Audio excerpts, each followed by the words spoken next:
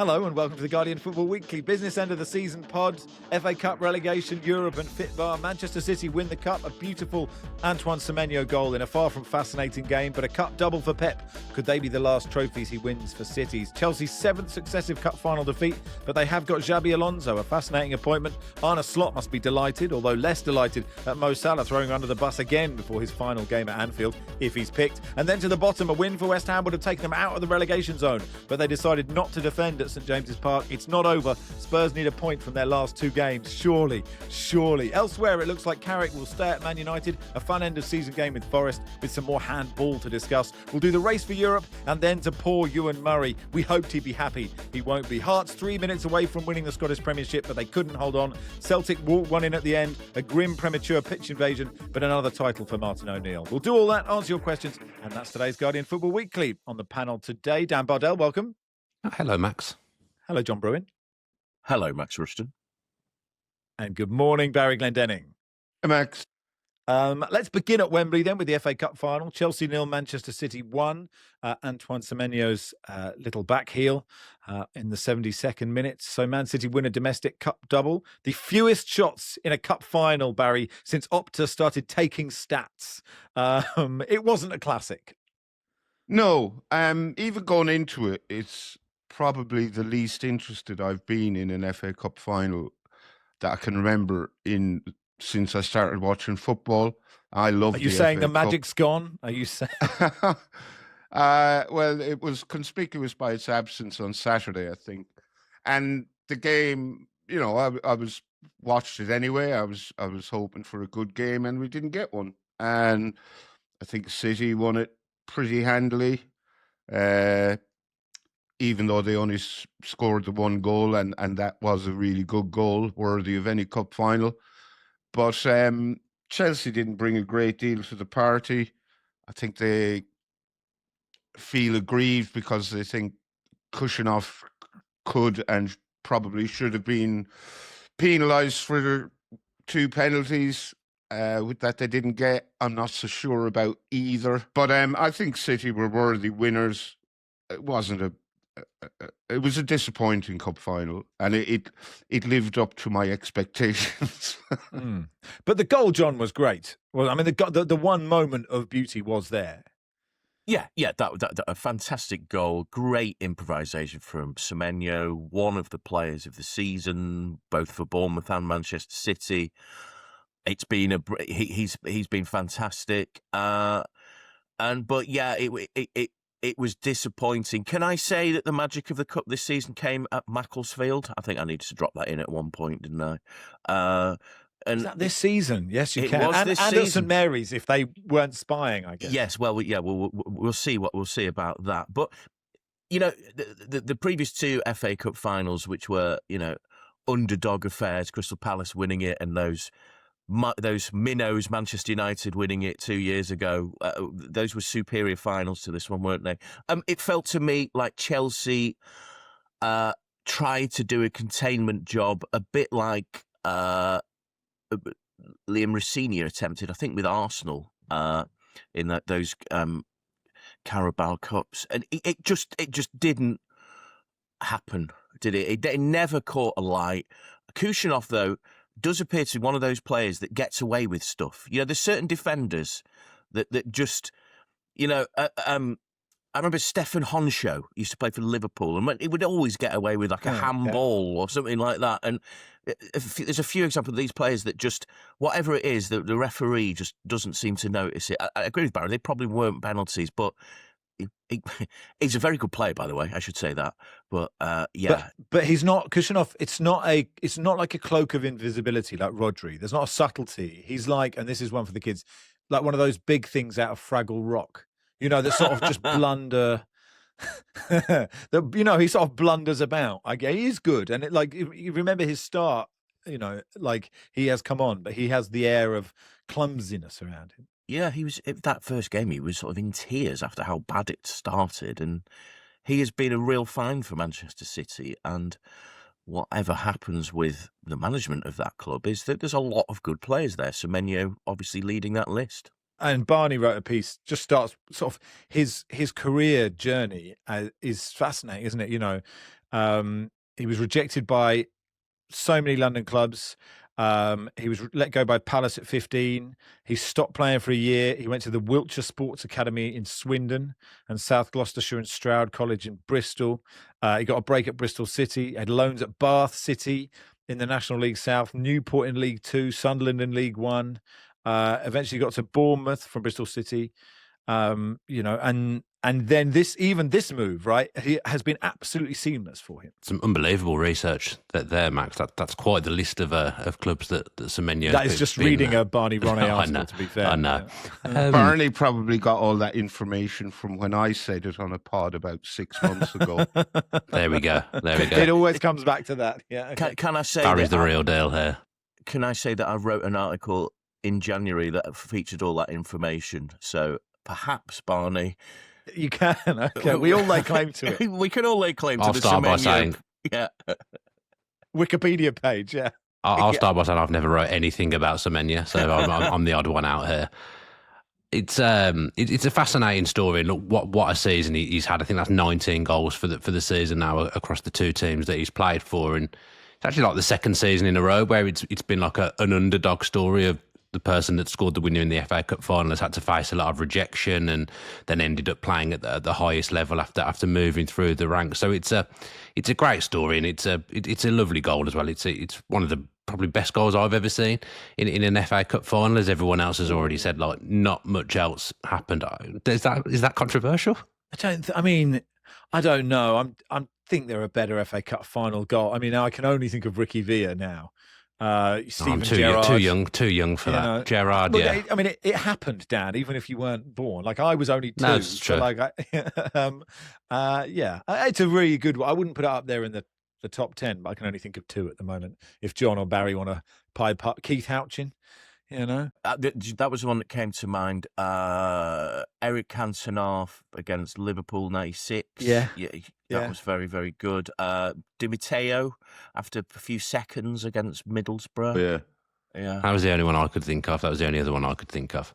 What was it? Who scored you against are right there, Max. Who scored against Villa in 2000? Dan, who was was that Di Matteo as well? It was Di Matteo, was it? That was Di Matteo. That was an awful goal. I'm not just saying that. That was David James. That was a terrible goal. Yeah, it was a David James flop, wasn't it? And Arsenal beat Villa 4-0 in 2015, and some bad goalkeeping in there as well from Shay Given, if I remember correctly.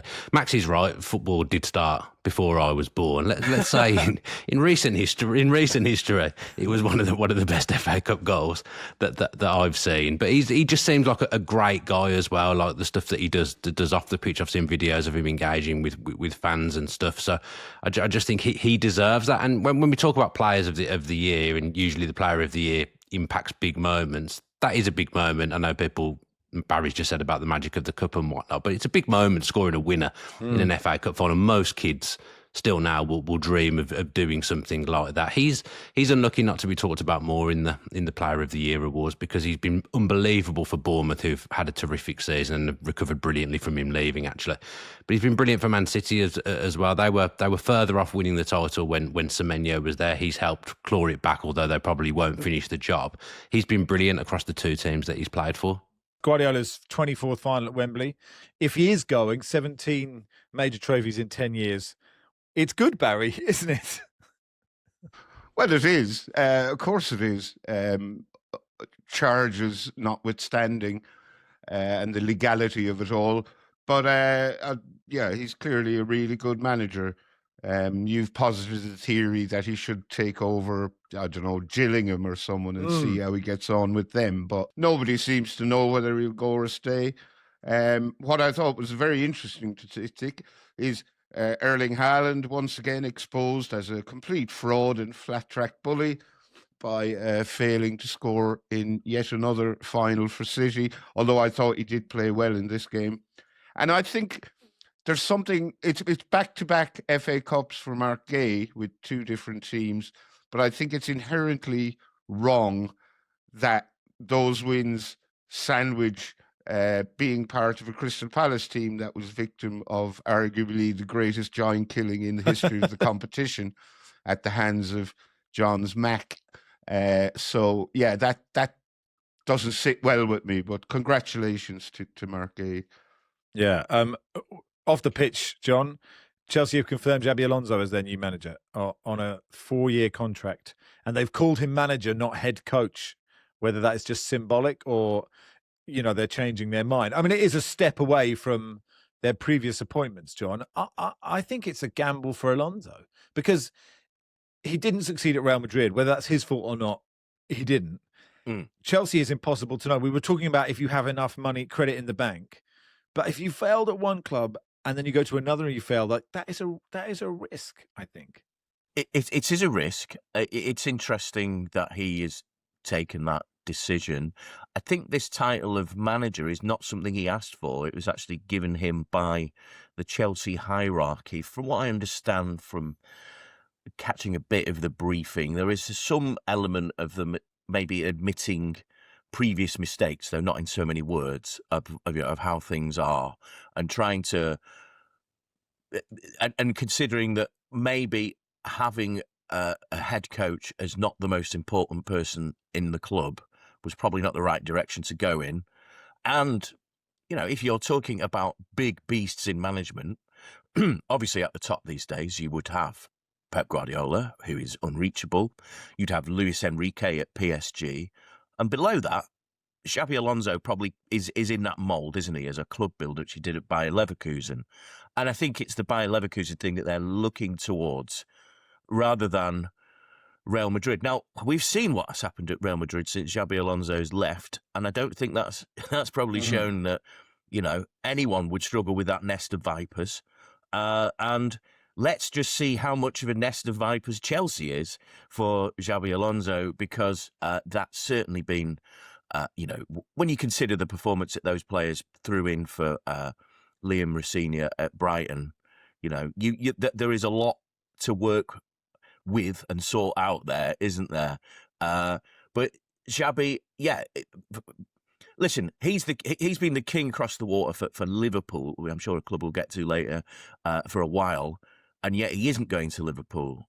There is a suggestion that Liverpool don't want him, and he wasn't that interested in Liverpool either.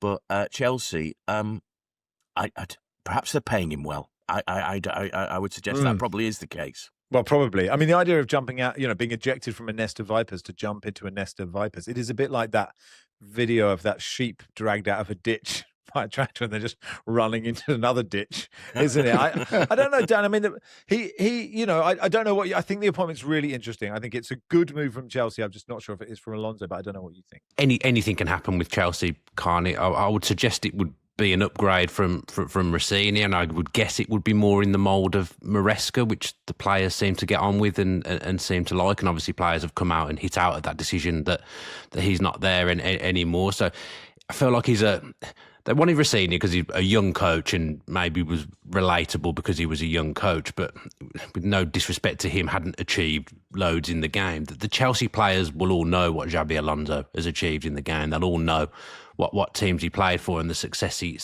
had. So he'll be someone that young group will look up to. And there's plenty there that's malleable at Chelsea as well. And that was what Alonso built at Leverkusen. He had a lot of malleable players. He had a defined system that just worked for what he had there. There's already speculation that Chelsea will play 3 at the back, but I'm not convinced that he's actually wed to that. I think that was just what he decided was best for Leverkusen. Then he went to Madrid and did something different.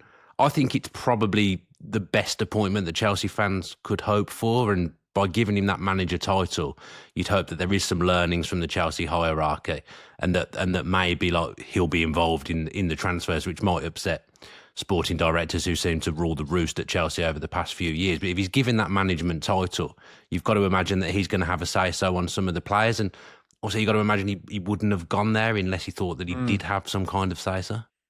Are Chelsea not facing a period of financial turmoil now, though, because of their failure to qualify for the Champions League? I mean, they've already been sanctioned by UEFA, who, unlike the Premier League, don't have any truck with clubs selling hotels and women's teams and whatnot to themselves. So I think they're going to be a bit of a mess financially, and that's what he's walking into, which doesn't sound ideal. Chelsea might not qualify for Europe, and that Alonso would probably be more pleased with that than he would be if they somehow make it into the conference. Well, I league. think 8th gets it, doesn't it? So we'll get something. So they, they're currently not in the top 9. That's quite extraordinary looking at that, isn't it? Alonso will probably want that, won't he? Manchester United have benefited from that this season, not having the extra load in Europe. I think a team like Chelsea, if you're not in the Champions League, you don't want to be in anything. I mean, look, if they're happy to lose on Tuesday night, I'm more than happy to take that. John? I was going to say, Chelsea can avoid sanctions from UEFA by not qualifying for UEFA competition.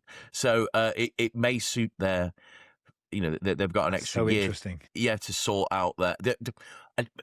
Obviously, spend a bit of time at the club. There was a bit of whisper that they really did not want to go back to the Conference League. Now, I'm not suggesting anything there, but it would be helpful if they weren't in it. But yes, they could probably do without another UEFA financial, look through the accounts. Let's put it that way. Yeah, and actually, if you look at like Manchester United this year, Barry, this is sort of weird thing about qualifying for Europe or not qualifying for Europe. If you do have a year where you're not in Europe and you have time on the training ground and you have just fewer games, you can actually it's just obviously you're just going to be fresher and better in the league. Yeah, you've more time to train. A new coach has more time to impose his philosophy.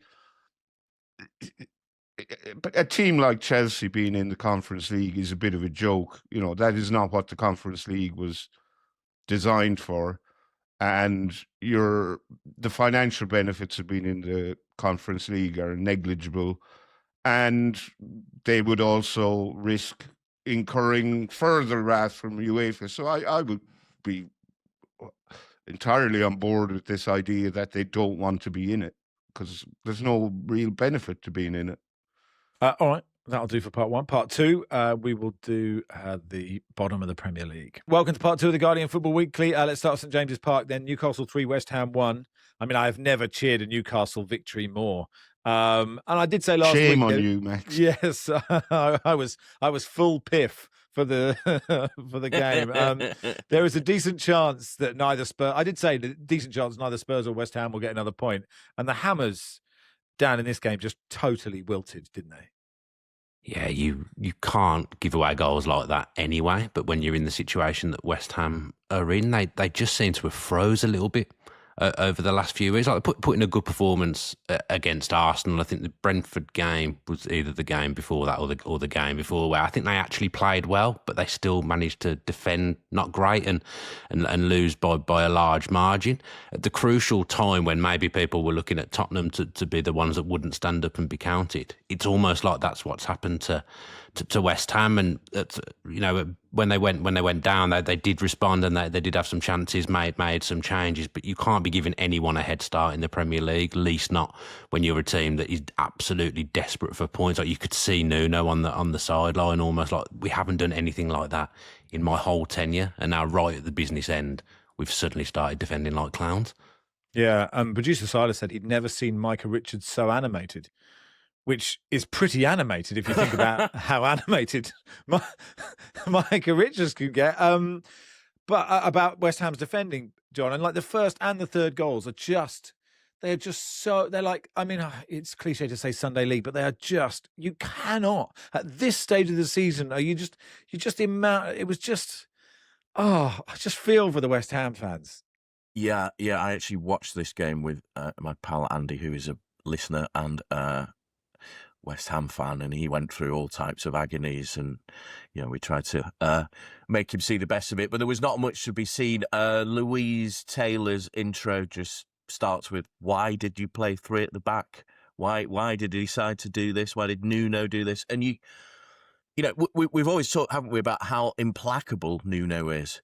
But we saw the agonies, the rubbing of the cranium, the sort of, and the thing is, it didn't really, it did, it was like Pep, when Pep starts scratching his face, it was like that in slower motion, I suppose, that just, and I suppose that didn't really transmit much positivity to his players. That's one thing you could say.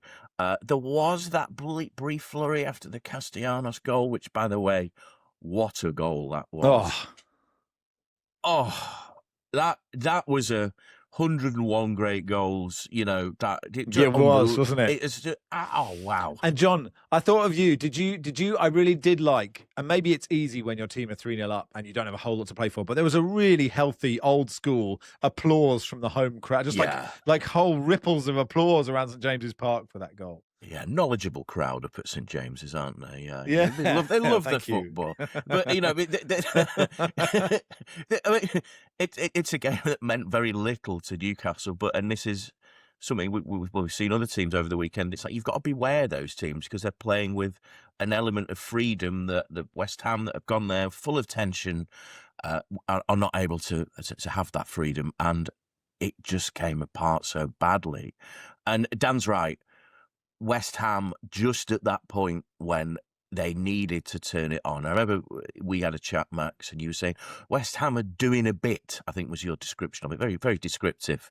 But they've not done enough of a bit, have they? They've not done it. The bit hasn't happened for them, and they've not put enough pressure on Tottenham. Yeah, I mean, I suppose, Barry, actually, it's the start of the season when you analyse West Ham. If they are to go down, and I'm not counting there's time for Tottenham to really not stand up and not be counted, Come on. No. I'm sorry, Barry. I am not jinxing this, Okay, they're playing a Chelsea side who we've just discovered actively do not want to win, who've just lost the FA Cup final, and they have another game as well against Everton who can't do anything as well. But still, I'm not counting my tickets. But if you're West Ham, it is the start. It's because Nuno has turned it around a bit in this, just a bit again. Well, it was the start, and then they got better, and then they lost a couple of games or drew games they should have won, or lost games they should have drawn. And then yesterday was just a fiasco from start to finish, more or less. Like Jared Bowen said afterwards, we've created this mess that we're in, and I'm going, are you talking about yesterday's mess, the general mess, the mess at the start of the season? So I think it's done. They're going to go down, and they can't have any complaints. But yesterday was just a shambles, and even the team selection, the playing three at the back, the starting Callum Wilson, who's sort of been their finisher this season. Why not start Castellanos, who was excellent when he came on? I mean, we're not allowed to have nice things. Tottenham going down would be a nice thing. Hearts winning the Scottish Championship would have been a nice thing. Leeds beating Chelsea in the FA Cup semi-final would have been a nice thing. It would have given us a better final probably, but they froze in that semi-final for whatever reason. And yeah, football is a cruel master. It is. I mean, a nod to the director on Match of the Day, or the editor, who managed to actually sort of make this beautiful narrative arc of panic cutting to increasingly isolated West Ham fan. At the start, all looking sad, but looking sadder and sadder, and the crowd being sparser and sparser, just as everything went on. It was like a beautiful story of just seeing that agony. A word on Newcastle, John. I mean, their season hasn't been great. Asula's got 5 in his last 8. Could he be? Could he turn into a great Newcastle number 9 with Voltemada in behind? Could that work? I think the suggestion is, I think they're going to try and get Voltemada is not particularly. We'd like to get rid of him, to be quite honest. I think they've had to cash him out if they can. Fair, okay. I mean, we're Voltemada fans, I know, but I don't think anyone in Newcastle is, or at the club. I think that's the opinion. No. Our opinion counts for nothing up there, it appears. But yeah, I mean, he did score a decent goal, though. It couldn't have been much easier for him, could it? Really, thanks to West Ham's defending. But yeah, Asula, yeah, he's been around a bit longer than you might think. But yeah, he did score that wonderful goal against Manchester United, and he scored those 2 good goals. There's a player there, isn't there? There's something to work with for. And we assume it is going to be Eddie Howe, the manager, don't we? I mean, I think Eddie Howe assumes it's going to be Eddie Howe, but we'll find out. But it's been a disappointing season for Newcastle. There's no doubt about that. And there are questions, obviously, over how interested the Saudi overlords are. And whether Eddie Howe's had a bit too much power, in a sort of reverse of the Xabi Alonso situation that we were talking about before. Let's see. Big summer ahead for Newcastle. Big summer. Yeah. Shout for Kieran Trippier, who he was interviewed moments after he came off to sit on the bench, played his last game for Newcastle. It's been a really good signing for them. And in terms of right-backs leaving the Premier League, he had a slightly better few minutes than Seamus Coleman. He was interviewed while West Ham was still playing to rescue themselves, which, as I said, my West Ham supporting friends found that deeply disrespectful. He's like, we're trying to get back in the game here, and they're treating it like soccer aid, Yeah, well, I've been to one game at the Maracanã, and I had Flamengo playing. I have no idea who, and it was only about 15,000 in there. It wasn't a cauldron. And Adriano, the old big Adriano, who was really big at this, physically really big. He looked like he was playing soccer aid, but at half time, he did a halftime interview, and he was basically on the pitch for the whole 15 minutes. And you were thinking, he's the manager thinking, Where's Adriano? Why isn't he I've got some tactics to do here? Anyway, let's go to Old Trafford then. Man United 3, Forest 2. Quite a good fun game. This end of season vibe to it. 3 things to discuss, I think, in this. Bruno Fernandes, the handball, handball, and Michael Carrick probably agreeing a 2-year deal. We'll do it in that order for no particular reason. Maria says, can John explain to everyone why the individual Bruno Fernandes should get the Individual Player of the Year award despite not being in the best team? I don't understand why people argue against it because he hasn't won any trophies. He reached that assist record, and he has been stunningly good this season in a team who have got better but have been bad for lots of it. Yeah, well, I think she's referring to a tweet that the Football Writers Association retweeted on X, which was, I said, the best player doesn't necessarily play for the best team. Manchester United have been nowhere near the best team in the league, but Bruno Fernandes has had an outstanding season. Now, you might say he's had an outstanding half season, which has certainly got better since Michael Carrick took over. But he also, if you look in the deep... If you were willing to rummage through the slime of the Ruben Amorim era, if you're really want to feel bad about yourself, you will see that Bruno, who played a deeper role in that, worked pretty hard then and played pretty well for Amorim as well. But then this assist record, this game, it obviously equaled the record, but there was a couple of times where it was like, you don't shoot here. This is what you're supposed to shoot at this point. Normally, Bruno, you would shoot, but you're trying to do an assist, aren't you? And when Joshua Zirkzee is the guy you're trying to assist, it's not going to come off because he's not going to score because he's not good enough to score. So, yeah. But, I mean, Bruno's had a brilliant season. Other players had a great season. As Dan said before, Semenyo has been fantastic. Obviously, there's a raft of Arsenal players, Declan Rice, Gabriel, Saliba, David Raya, all those. And I suppose the vote is split for Arsenal players, you could say that. But come on, let's recognise Bruno for having a great season.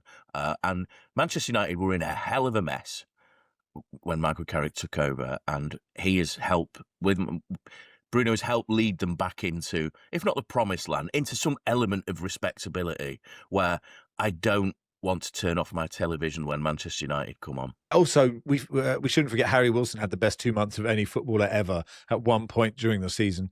Sensible Steve says, I'd love another conversation about nobody understanding the handball rule. And then lots of people saying this was a good decision and not saying this was a bad decision. And Buemo does kind of control it with his arm, Dan, and his chest. Michael Salisbury sent to the screen. And he ignored the screen. It's the 17th time in 7 seasons the refs ignored VAR. I think Salisbury has done it before. I mean, we always like a referee sticking to his guns. Should he have? Do we not know anymore? Are our brains just addled with just handball angst? Yeah, I don't know what to think with handball. My initial gut reaction was, that's handball. And the reasoning given that it wasn't intentional. Are many handballs intentional? I can't think that too many handballs that get given in the general Premier League season are intentional. And I think if Mbeumo scores that himself, because it's hit his arm and he's the goal scorer, I think it probably gets disallowed. But because the game's carried on and it's someone else who's put the ball into the back of the net, it's not looked at in the same way. That's my understanding of the handball rule. But as we discuss every week, I'm not sure I understand the handball rule. But it's handball in my opinion, and the goal should get disallowed. I think there was a controversial handball. I can't remember what it was because there's been so many of them at the very start of the season, and we discussed it on the first pod of the season. And I said at the time, we're going to be having this discussion every pod, and so it has come to pass. I was bewildered by that decision. Vitor Pereira was bewildered. I'm bewildered that some people think it was a correct decision. But Pereira said afterwards, we need to have a meeting together to understand what is a handball, what's a block, etc., and so on, because at this moment we don't know. And I would very much like to attend that meeting because I don't know either. But and would I you? suspect the big problem is that quite a few referees don't seem to know either, or they certainly haven't reached a consensus. The handball law is a mess. Total mess. Who do we have at the meeting? Luis Suarez is at the meeting. We get Maradona in a sort of Weekend at Bernie's style. Peter Shilton. I want him there. I don't want to be at the meeting, but they do need to. They need to fix it, John. I don't know. I mean, I'm lost because the head of referee, this guy who's in UEFA who's pushing it. I forget his name, and I really want to yell at him, but it's not in my nature. And he, as you said, we don't have any power. No one listens to us, John. But it's a disaster at the moment. It certainly is. I was reminded the other day. Do you remember at the 2002 World Cup, Torsten Frings denied for Germany denied the USA. It was described by David Pleat, rather unfortunately, as a last gasp hand job on the line. I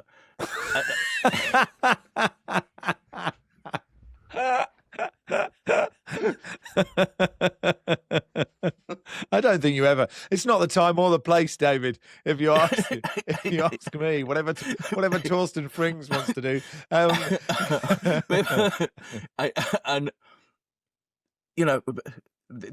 that's always stuck in my mind for some reason. But it's. You don't have to end your point, John. You've made the point. That's always At least you've made the handball conversation fun, and that's what we needed someone to do. Casemiro's final game at Old Trafford came off in the 80th minute. He had a sort of he had a renaissance, didn't he? He started terribly and then got good. And we should talk about Michael Carrick, 2-year deal by all accounts. He has won 11 of 16. I'll come back to you, John. I mean, how do you feel about this? I think he's done enough to land the job. I think he is perhaps fortunate there isn't a wealth of other options that they feel comfortable with. Perhaps there's a suggestion that someone like Andoni Iraola might not have the personality, which I think is a little bit unfair, but the idea that he is, more not the empire builder that they wanted. And I'm not going to say it almost feels like Michael Carrick is almost like an extended caretaker. It's like Carrick's there and we'll see how it goes, but maybe there might be a better guy out there. Maybe a Luis Enrique appears on the market or something like that. But the whole point was that they didn't want to repeat the Solskjaer situation of a few years ago, but they haven't. They've been patient. Remember how trigger happy they were with giving Solskjaer the job after the PSG win, and that they've thought about it. They've considered it. The various Big Sir Jim's acolytes have come to the decision. Presumably, Jim made the decision, or will be taking credit for the decision. And if it goes wrong, then it won't have been Jim's decision. So that's how it's going to be. But I think Michael Carrick's done a fine job. And a club like Manchester United, it helps to understand the club in a certain sense, doesn't it? Because if we consider his predecessor, he didn't understand the club. He didn't want to understand the club. And that was where it all went wrong. Let's talk about the race for Europe. Because City have won both the Carabao Cup and the FA Cup this season, those European spots get sort of passed down the league. So Champions League will go down to 5th unless Villa finish 5th. And then 6th and 7th will be the Europa League, and the Conference League will be 8th unless 6th is the Champions League. But they don't get an extra spot, is my understanding. But somebody yell at me if they do. Villa beat Liverpool 4-2 in the race for 4th place, Dan. You were there. Before we get on to the big talking point, which is Arne Slot, what did you make of the game? Yeah, it's a great game. Probably the opposite of what I was expecting, because we all remember when Villa had a big European tie last time round, they lay down and let Spurs come to Villa Park and play them off the park. And in all fairness, I was probably expecting something more like that than what I saw. But Villa were galvanised. Unai Emery went very strong. I think there was some questionable refereeing in there, which galvanised the crowd, which in turn galvanised the players as well. They've got some players, Villa, in terrific form. Ollie Watkins has scored 10 goals, I think, since he was left out of Thomas Tuchel's England squad. You'd think now he's not going to be left out of the World Cup squad. He's come back in scintillating form in the back end of the season. McGinn's goal was lovely, a lovely reward for another fantastic season for him. He spoke about always wanting to get into double figures in his career. That's the first time he's done it. What a way to do it. It was a quite magnificent goal. Even the first goal was a really well worked set piece that set Villa on their way. The two they conceded were pretty basic from Van Dijk. So Austin McPhee, very well done for the well worked set piece goal. Not so well done for the two that Villa conceded. But to get Champions League football again is absolutely magnificent, and to an extent, I think it takes off a layer of pressure to Wednesday's Europa League final, because Villa need to win a trophy desperately. They haven't won one for so long. But also the way the finances are and the rules, they absolutely need to be in the Champions League to give themselves a chance of continuing this journey under Unai Emery. And I think this is his biggest achievement yet, getting this squad into the Champions League a game early. I think it's an unbelievable achievement, and for him not to be in the list of top 6 contenders for Manager of the Year, I find frightening, because Villa had an awful start. People didn't expect much from Villa this season, and they've sewed up Champions League with a game to spare and have a European final on Wednesday. Clapper and Gill says, Slot's keen to tell us that Liverpool can't compete against a low block. Now we see they can't compete against a team that attacks them. What can they do? And then Mo Salah posted somewhere, I think Instagram probably said, us crumbling to yet another defeat this season was very painful, not what our fans deserve. I want to see Liverpool go back to being the heavy metal attacking team that opponents fear, and back to being a team that wins trophies. That is the football I know how to play. That's the identity that needs to be recovered and kept for good. It cannot be negotiable, and everyone that joins this club should adapt to it. I bet Arne Slot was like, oh, fuck's sake, Mo. Do us a favour. Yeah, I mean, Mo is leaving Liverpool. He has one game left if selected. It would be incredibly petty not to select him on the back of that Instagram post, but I think entirely justifiable, and not give him his farewell. You wonder what is, whatever you make of what he said, and I mean, Liverpool were remarkably easy for Villa to play against in that game, and Ollie Watkins even said himself after the game that they made it easy for him by giving him loads of space to run into. Why, Mo? What? Just say nothing. And I think Curtis Jones put out a similar tweet, a little shorter and less eloquent, but along the same lines. Thank you for your continued support in a disappointing season. It's way off the standards expected at this football club. Now, I'd say Mo is on firmer ground when it comes to criticising Liverpool's style of play than Curtis Jones, but who hasn't been particularly impressive for Liverpool the last few times I've seen him. But I think that dressing room is not a healthy one. There seem to be factions. Players don't seem to be getting on too well with each other, and they seem to have turned against Arne Slot very publicly, and that's a problem for him. Yeah, John? Yeah,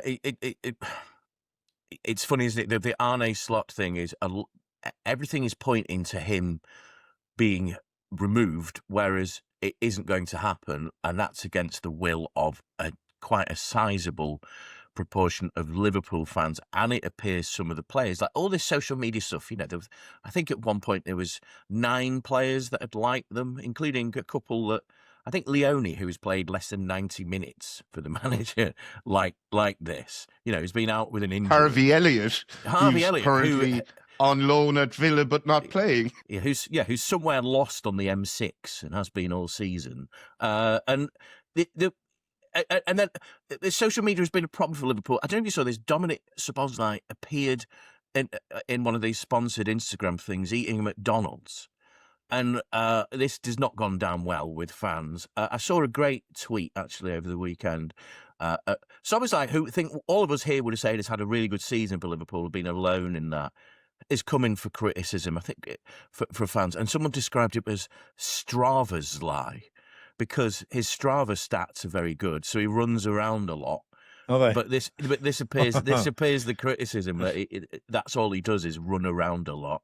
And Liverpool at this point appear to be turning in on each other, don't they? The leadership at the club is supposed to be provided by Arne Slot, who, in my observation, whenever I've been in Liverpool games, spends a lot of time defending himself because he is aware of his own unpopularity. And Mo Salah's tweet referred to heavy metal football, which obviously is a nod back to Jurgen Klopp, a manager who, let us recall, he didn't have the easiest of relationships with at all times. They had a bit of a kiss off, didn't they? And yeah, and also the other question is, who's writing these messages for these footballers? Is Mo Salah writing that? Does heavy metal football, is that something in the Mo Salah vernacular? I would say. I mean, Feels the very thing about Salah, ChatGPT to me. do you think so? Yeah. I mean, that Salah, like, he very rarely says anything, and when he says something, there's a reason for doing it, and maybe just who knows? But like, it is terrible news for Slot, and like, I mean, it'd be hilarious if he didn't pick him at the weekend, but I don't think that would do him many favours. But it'd be interesting to see if he subs him off after the 88th minute, if they have a warm embrace, Yeah. Well, it's a Danny Rowland, James Tavernier, isn't it? Where James Tavernier for Rangers was supposed to have this big send off, and he didn't pick him, and he's just there in a suit, and it would be cruel. I think one of the issues at this point is maybe Mohamed Salah maybe ought to look to his own performances this season and think, I've had a part to play in this, because when I've seen him play, he hasn't been the same player that we have so enjoyed over the years. As far as I know, John, I think Tavernier spat the dummy because he wasn't picked to start the game. Right. And possibly refused to play any part. He wouldn't sit on the bench. So I think that's just, Okay. I'm being slightly nitpicky here, but I don't Well, I think suppose it was if a case one of that them's in Roll a- refused to pick him. if one of them's in a suit and one's not, then I'll have a better chance of knowing which Tavernier is which Tavernier. So that is useful for me. Sunderland won 3-1 at Everton. Good win for them, Barry. They could still make Europe, couldn't they? And this was a really good win. It was a really good win. They went behind. They blew Everton away in the second half. They need to beat Chelsea next week and hope for the best. And we've established that they will beat Chelsea because Chelsea don't want to win. And I suppose this game was all about Seamus Coleman, who was his last home game for Everton. What a signing he has been for them. What was it? 50 grand? 60 grand. 60 grand from Sligo Rovers. Sligo Rovers have probably spent the last 17 years hoping for a sell-on fee that's now not going to materialise. But he's been a brilliant signing, great ambassador for the club, great player, doesn't cause an ounce of trouble, and we'll gloss over his mistake for Sunderland's last goal. Yeah, it's so sad, isn't it? Now is not the time. No. I also like Endo Lefebvre, when asked, why did you do a Spider-Man celebration? He said, I like Spider-Man, which I thought was good. I mean, he did say, like, since I've been little, and it's a sign for my little brother, but I just liked his opening line was, I just like Spider-Man, and really good centre-forward play from Brian Brobby. So well done. Brentford drew 2-2 with Crystal Palace. They're now 8th, so that might be enough for Conference League, which is probably perfect for them. Although they haven't won in the league since February. Leeds beat Brighton 1-0, Calvert-Lewin in the 96th minute. So it's him or Watkins probably for get him on that plane. And Wolves won, Fulham won. I don't know if anyone has any strong thoughts on any of those 3 games. I was at Brentford and it did feel like it was slipping away from them, though they are in 8th and they're now relying on permutations and winning at Anfield. I suppose what they could do with is Liverpool all hating on each other through the week so that it makes it easier at Anfield. But a little unfortunate, the Calvert-Lewin goal, wasn't it? The back pass for him. Is it Van Hecker? Just one of those. Is like, oh no. Verbruggen as well has a real. Yeah. He really likes to come out of his goal. Like he's got a real accidentally press sprint on his controller and just run all over the place, I think. All right, that'll do for part 2. Part 3, Ewan Murray. A sad Ewan Murray will join us. Welcome to part 3 of the Guardian Football Weekly. Mark says, as a busy parent, I get to watch about 1 full uninterrupted football match per year, and Celtic v Hearts was it. Surely the injustice of that penalty from last round would be undone, but alas, it was not. I feel deeply sad for Hearts, their fans, football neutrals around the world, and the Scottish Premiership. Now, the day after, in the cold light of day, I realise the saddest thing of all is that we'll be hearing a very sad Ewan Murray. It's not fair. I should have finished watching one battle after another. Ewan Murray joins us. Commiserations, Ewan. Yeah, that's good. I should say, for balance, there's quite a lot of people will be delighted to hear a very sad Ewan Murray. Well, absolutely.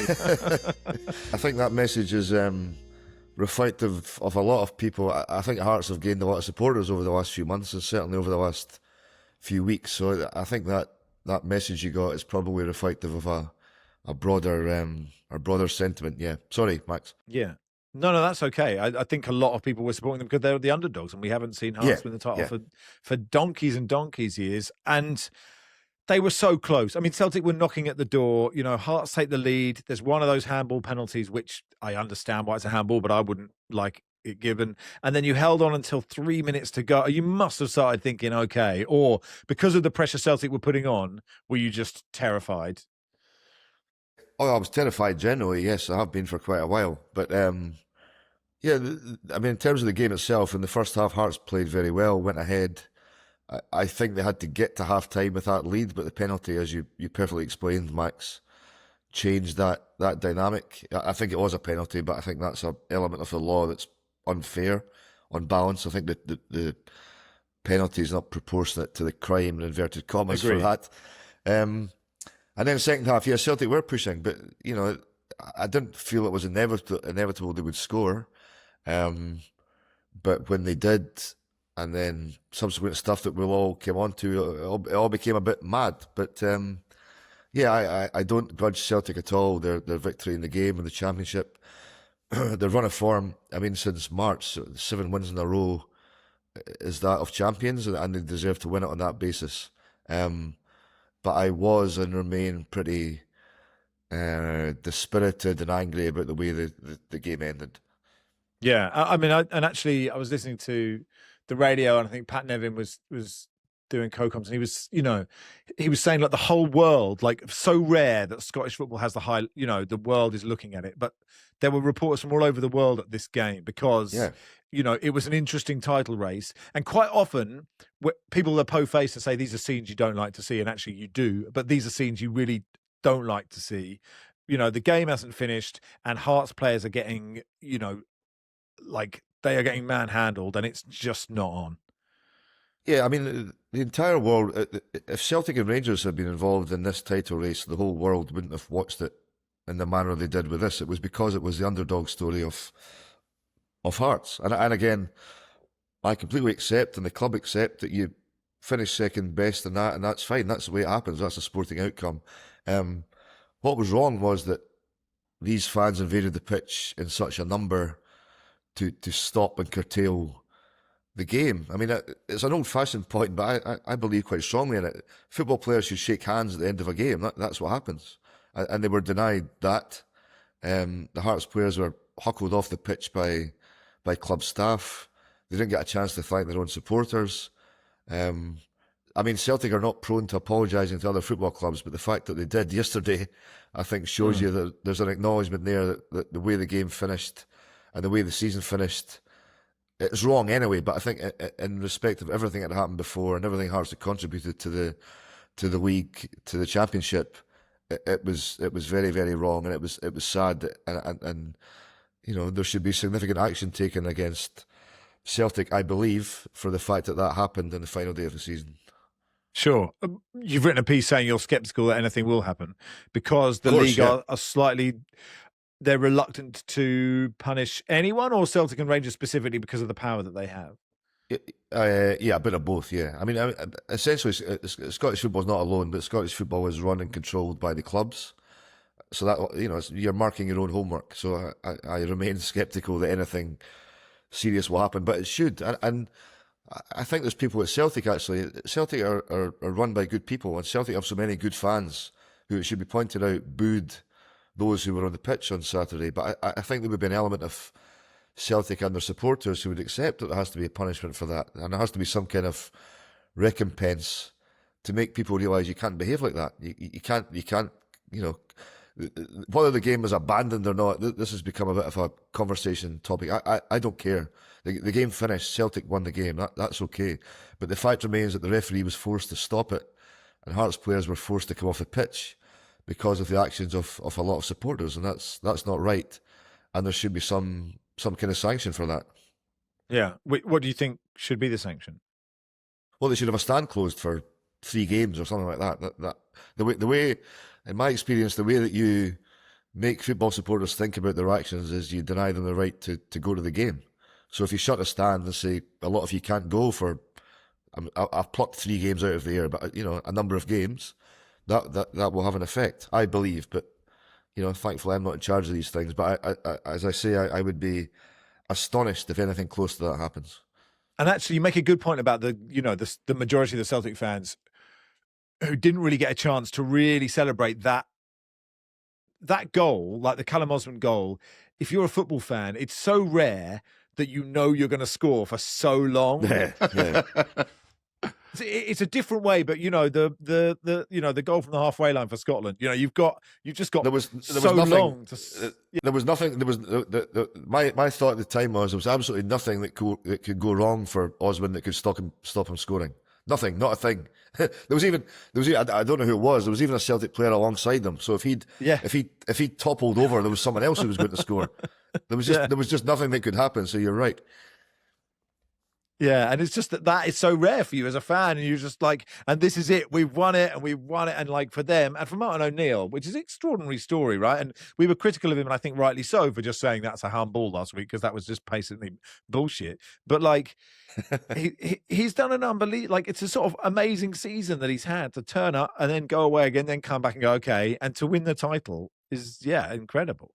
Yeah, I mean, there's 2 elements of this fairy tale. One was the Heartsman, obviously, but the other one's Martin O'Neill, and it is astonishing for him, and I'm pleased for Martin. I like him a lot.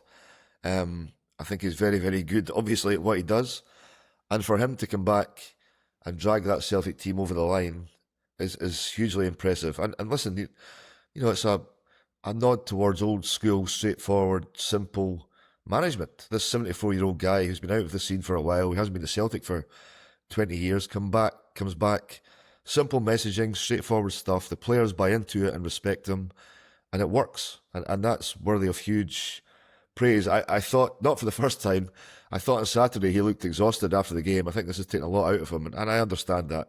But he's done a terrific job. I think you could overstate the significance of Celtic winning the league, because I think they have still a lot of players at a Scottish level who borderline should do that, and I don't think we should get carried away with that. But they were in a pretty grim place, even in March, and Martin turned that round. And as I say, for someone at his stage in life and someone of his skill set to do that, I think is worthy of huge praise. Yeah, the second oldest manager, 74.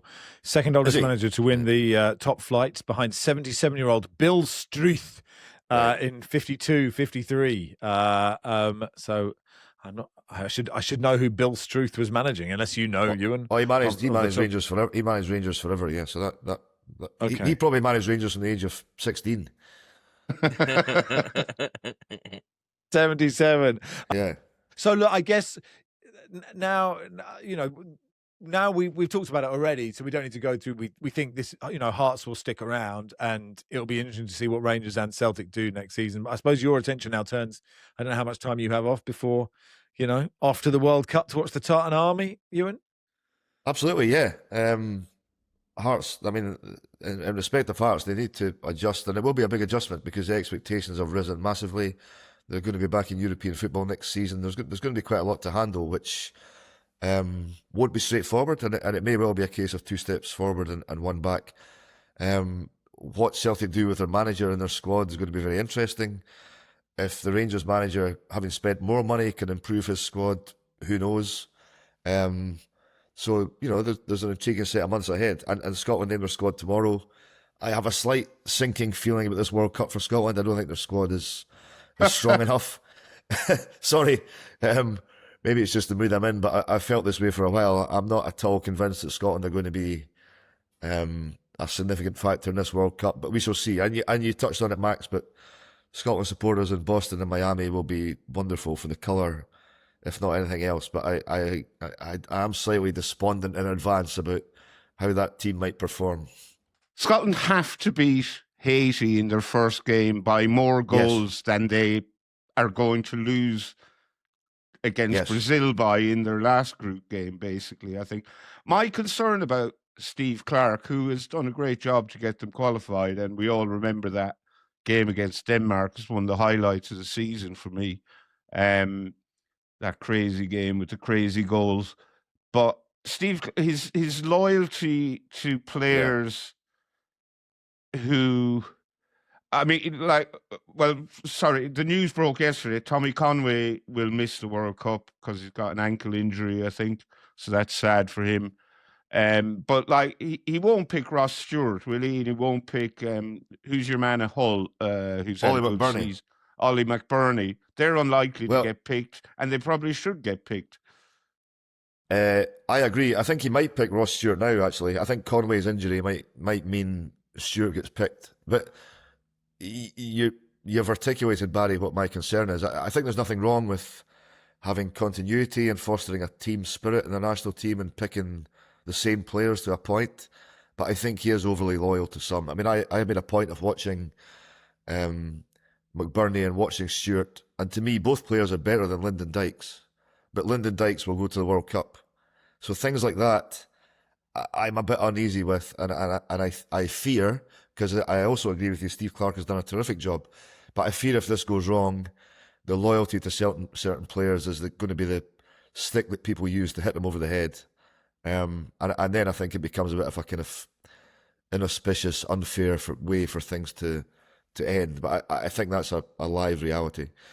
Well, it is the constants in life that keep us going, Ewan. So we leave a despondent Ewan Murray and we'll pick up with a despondent Ewan Murray after a goalless draw with Haiti on the 14th of June. Thank you, pal.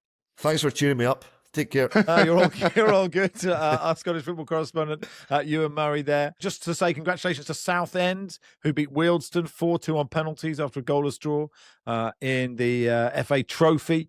43,000 there, and the FA Vars happened early in the afternoon. Also 0-0. AFC Stoneham beat Fallen Asleep on the Piccadilly line Cockfosters 4-2 on penalties as well. So well done to Southend and Stoneham, and that'll do for today. Thanks everybody.